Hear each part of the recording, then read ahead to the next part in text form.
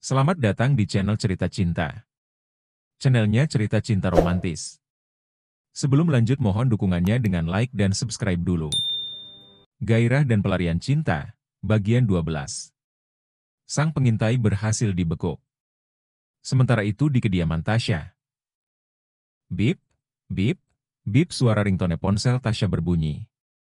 Gadis itu melihat siapa yang mengirimkan WA. Ternyata dari Ferdi, informan yang dimintainya untuk memata-matai Adit. Mbak Tasya, coba lihat ini. Sebuah foto Adit beserta seorang gadis yang tampil begitu mesra. Saling memperlihatkan cincin emas putih di jari mereka. Kau terus buntutin mereka. Tapi jangan sampai mereka berdua menyadari kalau kau sedang menguntit mereka. Kau paham? Pesan WA yang ditulis Tasya terkirim, dan sudah dibaca oleh Ferdi. Oke, Mbak. Saya akan hati-hati, balas Ferdi. Tasya mencoba menghubungi ponsel Adit, tapi masih saja tidak bisa dihubungi nomor ponselnya. Tunggu saja, Dit. Aku tidak rela jika kau menikahi PL itu. Hanya aku yang pantas untukmu, kau hanya milikku bukan milik orang lain, ancam Tasya. Jam 10, Adit dan Cinta sudah sampai di depan butik. Butik yang menyediakan gaun pengantin, kebaya pengantin maupun jas pengantin. Adit sengaja mengajak Cinta ke butik sahabatnya. Ia ingin membahagiakan Cinta dengan membelikan sebuah kebaya dan kain batik untuk pernikahan mereka. Pemuda itu ingin memberikan kesan terindah untuk momen spesial mereka. Walaupun nanti diadakan dengan sangat sederhana. Saat mereka berdua masuk ke dalam butik itu, teriakan histeris seorang wanita yang mungkin seusia dengan Dewi kakak iparnya. Adit! Kangen, ucap wanita itu segera memeluk pemuda itu, tanpa ia menyadari keberadaan Cinta. Beberapa saat Adit dan Yesi berpelukan, melepas kangen. Hal itu sedikit menimbulkan kecemburuan di hati Cinta. Wajahnya tiba-tiba cemberut dan menahan amarah, melihat kejadian yang tidak ia duga-duga. Suara deheman Cinta keras dan lantang. Seketika menyadarkan keduanya. Adit kikuk dan grogi, sementara Yesi malu tetapi ia berusaha untuk tersenyum. Ia tidak menyadari dan melihat Adit. Ternyata membawa seorang gadis cantik, yang seketika membuat mata Yesi melotot dan terbelalak. Kakakmu, ucap Yesi tergagap-gagap, seakan ingin mengatakan sesuatu tentang gadis yang saat ini di hadapannya. Adit pun cepat tanggap akan keterkejutan Yesi. Ia pun kemudian memperkenalkan Yesi pada Cinta, supaya mereka bisa kenal dan terjadi keakraban di antara keduanya. Cinta, kenalin ini sahabat Mas, namanya Yesi. Sahabat Mas dari SMA sampai sekarang. Dan ini Cinta, calon istriku. Yes, ucap Adit memperkenalkan mereka berdua. Cinta, Mbak. Ucap Cinta sambil mengulurkan tangan, dan sudah bisa tersenyum setelah mendengar penjelasan Adit. Yesi. Kata wanita itu gugup dan terlihat masih kaget, lalu menyambut uluran tangan Cinta. Dia adalah pemilik butik ini, Cin. Salut Mas sama perjuangan dia. Dari usahanya kecil-kecilan sekarang sudah maju dan berkembang loh. Sambung Adit memuji Yesi atas usaha yang dijalaninya. Udah ah, Cin. Nggak usah dengerin gombalan dan dongeng ngaco calon lakimu. Mending sekarang kita coba dulu kebaya, dan kain batiknya. Semoga saja ada yang pas dan cocok di tubuhmu, sanggah Yesi menanggapi omongan Adit. Ayo deh, Mbak. Cinta ngikut aja, sahut Cinta senang. Pof Cinta. Aku pun mengekor mengikuti Mbak Yesi di belakangnya, dia mengajakku ke sebuah ruangan. Terlihat kebaya dan gaun pengantin tertata rapi dalam sebuah etalase. Sangat indah dan mempesona, gaun dan kebaya-kebaya itu. Coba yang ini dulu. Feelingku, ini sangat cocok dan pas sekali dengan ukuran tubuhmu, Cin. Ujarnya sambil menyerahkan kebaya dan kain batik, yang sudah ia lucuti dari patung monekin tersebut. Mbak Yesi yang melihatku sempat terperanjat, dan menutup mulutnya. Entah apa sebabnya tiba-tiba air matanya turun dari kedua bola matanya yang indah itu. Mbak Yesi. Kok Mbak malah jadi nangis? Maaf, apa ada yang salah dengan Cinta, Mbak? Tanyaku bingung melihat perubahan Mbak Yesi yang tiba-tiba sedih. Kamu mirip dengannya, Cin. Mirip sekali, bahkan saat pertama kali melihatmu.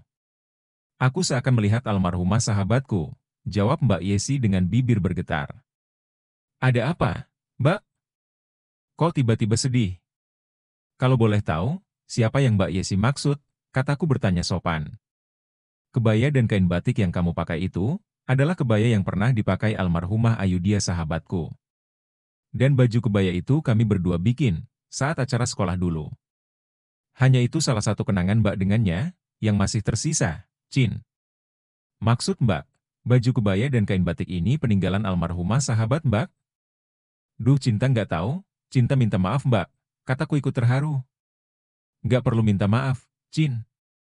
Malah Mbak seakan melihat sosoknya di dirimu, sanggah Yesi. Dan perlu kau tahu, Cin. Almarhumah sahabatku itu, adalah kekasihnya Adit calon suamimu. Duk. Aku terkejut mendengar cerita Mbak Yesi. Seolah ikut merasakan kesedihan mereka. Terutama Adit yang kehilangan orang yang ia cintai. Jujur. Sejak meninggalnya sahabatku, Adit seperti kehilangan semangat hidupnya. Ia seakan tidak peduli dengan dirinya, dan hatinya seperti tertutup untuk wanita manapun. Tapi tadi Mbak melihat jelas perubahan Adit. Dia seperti Adit yang dulu, yang ceria, dan selalu peduli dengan sahabat-sahabatnya. Kamu tahu sebabnya, Cin. Itu karena ia melihat almarhumah kekasihnya ada di dirimu, kalian bak pinang dibelah dua. Air mataku entah sejak kapan ikut menetes turun, mendengarkan cerita Mbak Yesi. Aku tidak menyangka akan dipertemukan dengan pemuda yang bernama Adit, dengan masa lalu asmaranya yang begitu mengharukan. Mbak minta tolong sama kamu, Cin. Kata Mbak Yesi kalimatnya terpotong, karena ia sedang mengatur nafasnya yang tak beraturan. Apa yang bisa aku lakukan untuk menolongmu, Mbak? Potongku bertanya padanya. Belajarlah untuk mencintai Adit, karena ia pria yang baik. Perlu kau ketahui selama ini, dia tidak pernah serius mendekati perempuan sejak ia ditinggalkan sahabatku untuk selamanya. Dia itu sangat tulus jika sudah mencintai seseorang, bahkan ia rela mengorbankan nyawanya demi orang yang ia cintai. Iya, Mbak. Cinta akan berusaha mencintai Adit, walau mungkin pertemuan dan kedekatan kami sangatlah singkat, dan tanpa disengaja sama sekali. Iya, Mbak sudah tahu kok. Adit sudah menceritakan kepada Mbak semuanya. Karena hanya dengan Mbak, Adit menumpahkan semua permasalahan hidupnya setelah kepergian kekasihnya. Kami berdua sempat menangis beberapa saat, saling menumpahkan kesedihan. Dan mungkin kerinduan Mbak Yesi pada almarhumah sahabatnya. Pof Adit. Aku duduk di sofa tamu ruang butik sambil memandangi ruangan ini. Tempat ini sering kukunjungi karena pemiliknya salah satu sahabat terbaik, dari almarhumah yang juga menjadi sahabatku. Tiba-tiba, gimana, Mas Adit, penampilan Cinta? Tanya Cinta padaku untuk menilai penampilannya. Cinta datang menemuiku dengan pakaian kebaya, dan kain batik yang sangat mempesona. Kebaya dan kain batik yang dulu pernah dipakai almarhumah Ayu, pada saat acara pensi, pentas seni, sekarang dipakai oleh Cinta. Aku tertegun lama memperhatikan Cinta, memperhatikan gadis itu dari ujung rambut hingga ujung kakinya. Aku menggumam dalam batin. Mengakui kecantikan Cinta yang sangat natural, yang kembali mengingatkanku kepada Ayu. Kekasihku yang telah pergi untuk selama-lamanya. Kamu mengingatkan aku padanya, Cin. Cinta sejatiku yang telah pergi meninggalkan dunia ini. Aku akan membuatmu selalu tersenyum, Cin. Karena senyummu itulah yang membangkitkan semangat hidupku, yang hilang karena kepergiannya. Hei, Mas Adit, malah bengong. Gimana, bagus nggak kebaya dan batiknya? Ulang Cinta bertanya.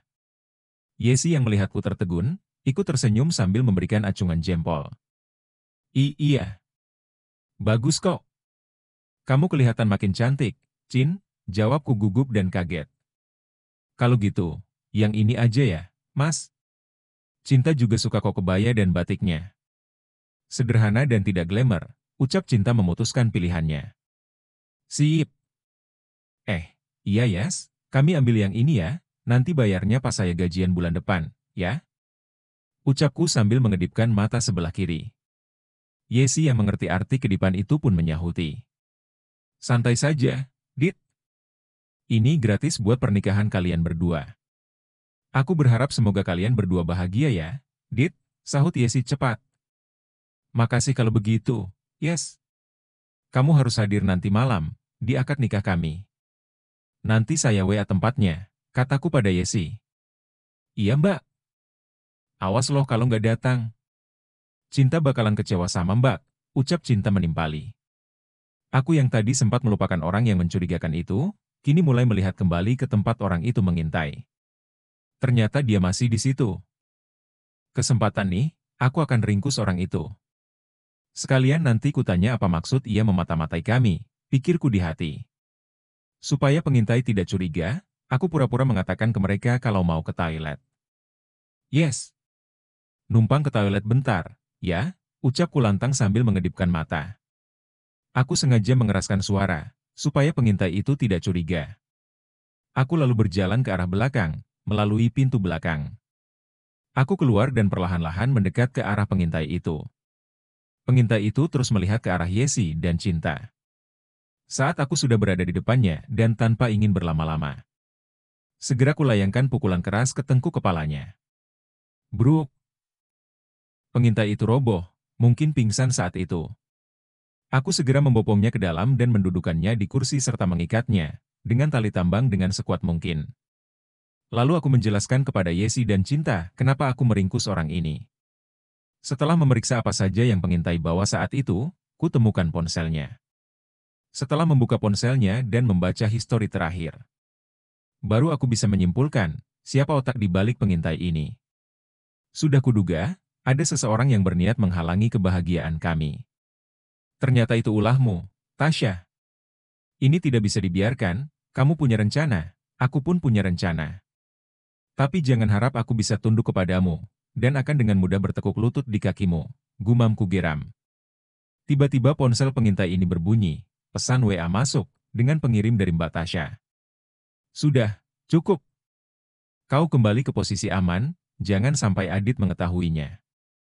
Nah kebetulan nih, panjang umur kamu, Tasya. Sekarang gantian kamu masuk ke permainanku.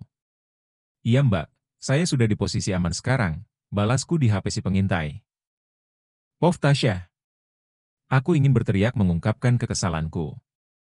Belum hilang rasa kesalku, tiba-tiba Ferdi mengirimkan foto gadis yang bersama Adit. Memakai kebaya pengantin dan bawahannya kain batik. Saat ini mereka sedang berada di butik di Jalan Basudil. Ini foto gadis yang bersama Adit, sedang mencoba kebaya pengantin, Mbak. Begitu tulisan pesan yang aku baca dari Ferdi. Adit, kenapa kamu selalu menghindar dan menjauhiku? Apa kekuranganku? Apa aku tidak pantas bersanding denganmu?